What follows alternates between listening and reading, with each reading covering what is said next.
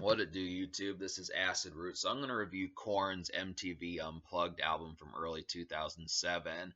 Now, the concert for the MTV Unplugged premiered on MTV in Times Square, New York in late 2006. And basically, MTV Unplugged is usually like acoustic performances that kind of get a more on the spot and kind of more like organic and kind of face value performance from musicians, like some particularly good ones that I find noteworthy. Haven't heard them all, but I know at least I reviewed the Alice in Chains one a couple years ago, and that one was pretty emphatic. That was definitely a nice one, and then the Nirvana one is really good too. But it's interesting to see how Korn turns out with it, just because they're kind of more new metal and they weren't necessarily alternative rock, and it's just interesting to see it was interesting to see how they blended with like acoustic rock and that type of stuff, because most of the time they have a real haunting and kind of distorted, gloomy, overcast, looming type feel to their music. So when you take that all away and replace it with acoustic music, this is kind of the concept about it. But to be truthful and to be blunt, their meshing with MTV Unplugged didn't quite go as rosy as I would have liked it to. I mean, really, they try a number of things, one of which is they really have a penchant for like these kind of tribal sounding bongo drums that just don't work with the acoustic style of MTV Unplugged. So really, I was expecting a lot of like songs to have like some pretty wild and distorted kind of acoustic instrumentals for some of these songs. It would have been interesting to see songs like Got the Life and Adidas and Blind and Shoots and Ladders and some of the songs from Untouchable, some of the singles off that, even Take a Look in the Mirror. It's a very brief and kind of choppy album. And it just is kind of odd just because they don't even attempt to kind of go with the style and try to find some things. I mean, they do try some new things. Like I like what they did with Freak on a Leash. That was actually kind of a nightclub and kind of moody, kind of eerie emo type gloomy club song originally, but they turned it into like a piano ballad that's kind of a duet with Amy Lee from Evanescence. It's kind of a duet with Amy Lee from Evanescence, and it really turned into like this somber kind of heart wrenching kind of somber ballad and that type of stuff. And it was just interesting to get that. But some of the inventiveness just doesn't really hit the mark every single time, and it really winds up being more of a mess than it needs to. And I feel like a contribution to that is just poor instrumentation and poor choice of instruments to try to breathe new life into some of their songs. And it's just surprising how well that Korn does not really mesh with acoustic type music. I mean, another thing that helps breathe life into MTV Unplugged performances is cover songs, and Korn at least did good with Creep. I felt like that felt like a throwaway from Korn's 1994 album. Not a throwaway because it's bad, but that just felt like something that should have been. I want to say that Creep possibly came out in 94. I'm not really sure, but I definitely think that that song would have been brilliant for Korn's debut album. That song fits Jon Davis perfectly. And to talk about some positive things about this project, I really feel like Jon Davis's vocal performance is top notch. I mean, really, when he doesn't have the studio and the distortion to help his voice, hearing his anguished voice in kind of a more clear and tonal pitch is just really interesting. It's just kind of the concept about it where I don't want to say he has a nasally voice, but it just really has like some like anguish and kind of creepy, shrill, nails on a chalkboard kind of feel towards it that just kind of gives it a lot of like anguish in kind of a good way that just makes it pretty clever to hear amongst like MTV Unplugged performances that normally aren't quite as gloomy and quite as a creepily sound as like it is with a band like Korn. Like Alice in Chains was kind of sprawling, but Korn really has the creepiness down. So it's just interesting to hear Jon Davis on MTV Unplugged. It's just too bad that the songs and the mixtures of what happens just don't capture that the instrumentation doesn't capture his vocal performance. That's kind of a disappointment. But I look after it. It's not like this album is horrible, but the concept about it is it's just kind of like there's some albums that are not even on here at all. Like Life is Peachy and Take a Look in the Mirror aren't on here, and like Untouchables and Korn's debut album is really under promoted, and Korn's debut album from '94, which was one of their best selling albums, is under promoted. And just the execution of a lot of these is pretty poor. They chose to kind of go with some songs from See You on the Other Side, which hadn't really aged enough to really become like hits. That album was just really like a year and a few months old, so it didn't really make sense to have like 4 songs from that album when it really hadn't sunk in as far as being like a true class act of an album. So I would have liked to have heard some older songs from their catalog and have seen what they could have done with it. But there's no singles on this project, so I'm just going to kind of dissect it like I've been doing. Really, I felt like Falling Away From Me. I'll just go ahead and talk about and go ahead and recommend the 4 songs out of 11 that I recommend to you. So those 4 songs would be Creep, which is a cover of Radiohead, Falling Away From Me, which is from the album Issues, Coming Undone, which is from See You on the Other Side from 2005, and Freak on a Leash, which is from uh, uh, Follow the Leader from '98, and it also has Amy Lee as a duet with her. So to kind of talk about some of these, like Freak on a Leash, like I said, really turns into like a somber ballad, really quite different from the original Freak on a Leash, but it works. It's really kind of like a real gloomy, kind of teary-eyed, and just kind of like a more dissonant. I mean, it really works for Korn's creepiness. I would have liked more songs like this, and Amy Lee fits on the song for the most part, but I just kind of felt like the duet and the chorus was not quite as good. I do like Amy Lee kind of having background vocals in the verses. She definitely was good there, but I didn't really like them sharing the chorus that much. I just feel like Jon Davis had a more kind of anguished drawl in the song that Amy Lee just kind of gave it a more ethereal feel. But it's good, and I recommend the song, but it's kind of, I don't know. I think that the chorus was about the only problem I had with the song. I'd have to say that, but it is a pretty like glimmeringly.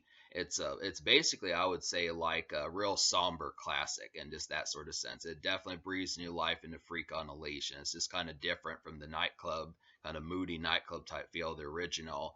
The song Creep, like I said, the Radiohead cover definitely should have been a song on one of Korn's albums. I definitely feel like this is really good, and Jon Davis. I don't remember if the original Creep. I haven't really listened to that much Radiohead. I think I've heard the Creep song a few times, but not enough to really remember the song. But I just would have to say that Jon Davis really turned it into one of his own songs, and it just feels like something that was a song that probably was on Korn's '94. It just really kind of has that kind of creepy, um, mid '90s type feel of something taking it back to the '90s when Korn was like state of the art. Just they were rich, their originality factor was off the scale, and that type stuff just feels like a song that should have been made years before, and it just works. Probably, in my opinion, apart from Falling Away From Me, is probably the best song on here. I mean, basically, you should. I mean, maybe not in 2007 I would have bought this album for this song, but now that the album's only like $4, $5, $6, you can basically just buy this album just for the song Creep, because that's how good it is. Is Jon Davis really? I mean, there definitely should have been more cover songs on this album, just far and away, because I just would have liked to have seen Korn. I would have liked to have seen Korn and Jonathan Davis's pitch for what sort of cover songs that the band likes and what they would have done with it and put their own spin on. But Falling Away From Me really has like a real kind of like haunting kind of winter feel. Like the original Falling Away From Me just felt like a backyard party type song. It's a looming and kind of haunting kind of autumn song that you listen to in September, October, November. But this one kind of has more of like a pitch of winter, kind of like where it's snowy and you're just around like some church, like stuff that like this kind of creepy fellows going to church in the winter. That's kind of the concept that it gave me. Something like Van Helsing, that type stuff, where he was real religious, and it just really had like a churchy, not in a super religious way, but just kind of like a kind of more atonement, kind of creepy, churchy, kind of winter type feel. This really had a different aspect. This is another one that had a lot of decay to it, just like Freak on a Leash. I definitely have to say it was just interesting because the original Falling Away from Me was just different just because it was just kind of a looming party song. But this one kind of feels more about atonement and just really in like the dead of winter. Just kind of more in the dead of winter where you can see your breath outside and this kind of more, it's just kind of in a more regretful kind of mood and this reflection and that type of stuff with the somberness. And it's just interesting to kind of get that because Korn doesn't really get to that sort of pitch. It just has a lot more kind of throbbing emotions this time than it normally does. I mean, for the most part, it's gloomy that Korn normally is, but this one's a little bit more like punctual with like its gloominess. It just has a lot more. It just feels like the gloominess that you have is not just teenage angst, but something with a little bit more meaning, like hard stuff like death and that type of stuff, and just something a little bit more serious. So it's good to kind of get that song. And there was one other song I liked. Oh yeah, Coming Undone.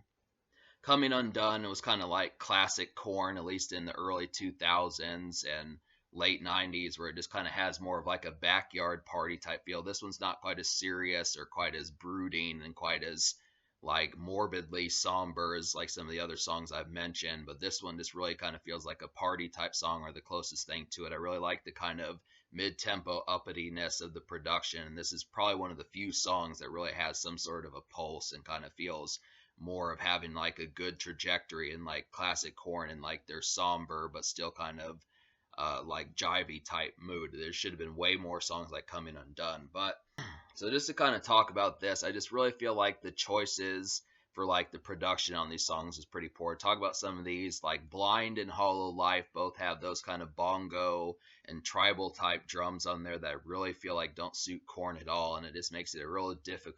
It makes it a real difficult listen that it's kind of objectionary to like the style that they needed. I was really expecting for Blind like a real kind of creeping and kind of like distorted kind of acoustic guitar on there, but they did not choose to do that. I was expecting acoustic for Korn to be something kind of similar to Godsmack's The Other Side EP from 2004. I definitely felt like Godsmack completely knocked acoustic stuff out of the park, and that should have been the model for how Korn should have done their album. Because Godsmack didn't do MTV Unplugged, but they really meshed extremely well with acoustic on The Other Side EP, and it was just they turned so many of their songs and they kept the distorted kind of dark feeling of some of their songs, and it was just a masterpiece. But this, I mean, Korn just was really picked some poor choices for what they were trying to do with like MTV's kind of more down to earth and face value kind of acoustic style, and it's really baffling and surprising that Korn didn't mesh with it better. So I feel like Love Song was another kind of one of those tribal type songs that really just felt stuck out like a sore thumb. Twisted Transistor, and like another one that I felt like the mixture was pretty bad was Make Me Bad. I mean, I like that song. I'm a real big fan of Make Me Bad from Issues. That's a really excellent song, especially the chorus. But fusing that song with In Between Days by The Cure, I mean, it's cool that Jon Davis said he was a real big fan of Cure, especially in high school.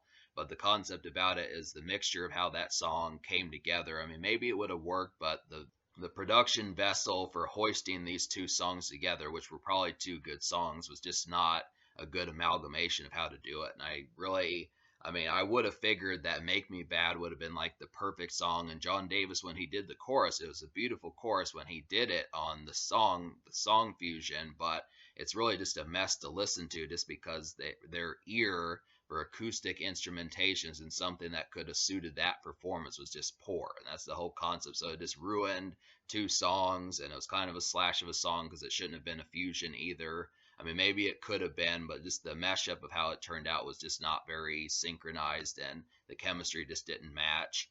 And then there's just too many songs from See You on the Other Side, and there should have been more songs from some of their hit albums. I don't know why Life is Peachy and Take a Look in the Mirror weren't there, and more songs from Korn 94 weren't there. So there's just a number of things to complain about, and it just, like I said, it continues to be a surprise as to why their ear for acoustic music was just not better, and why they also had a penchant for those tribal drums, which really doesn't suit them at all. It really kind of ruined a lot of the songs on here as far as the drums, and I wonder I wonder why they just didn't go with traditional drums that could have been more emphatic. Because when you listen to like Alice in Chains and the Nirvana albums and that type of stuff, they weren't trying to go for that sort of feel towards it. So it just seemed like they're trying to add some sort of spice to it, but a new metal band trying to have some sort of tribal type feel just didn't really come off. I mean, maybe they were trying to aim for like the Sepultura type vibe, but it really just was not a good meshing at all. That just kind of happened to be a thing. So it just felt like a lot of these they went for less guitars and more drums. But the unfortunate thing is, I don't think the MTV Unplugged appearances should be about drums. It should be about the acoustic and kind of seeing the correct instrumentation and trying to get some of those songs and the haunting feel that Korn deserved. Kind of similar to what Godsmack did. But that's just kind of the concept. So I'm going to give this album basically me liking 4 songs out of 11. I'm going to give this album a 3.5 out of 10. I feel like it had some promise, but not enough. And it was just a very poor execution. And just the way that they pulled it off was not with enough finesse and kind of showmanship or penmanship to really get it down that well. I mean, apart from Jon Davis's vocal performance, which I really would have liked to have seen more good songs that could have conveyed that, this album's really not that impressive. And it's kind of a rather large disappointment. That's just kind of the thing.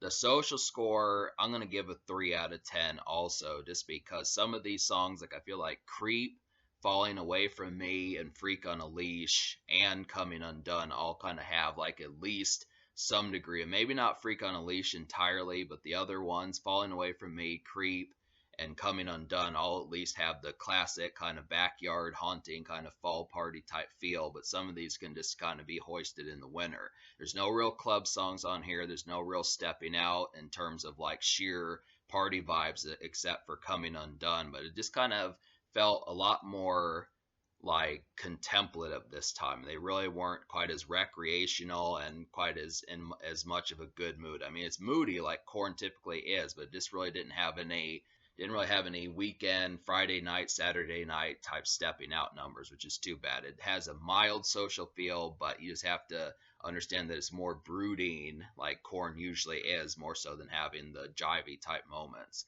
This is kind of the concept. So in terms of the future, like Korn just dropped a live album in like February 2023 of Requiem, their 2022 album, and Requiem came out in early 2022. So that's some stuff that they've done, but for what it is, I do somewhat like a brief taste of this album, but it needed a lot more work, definitely.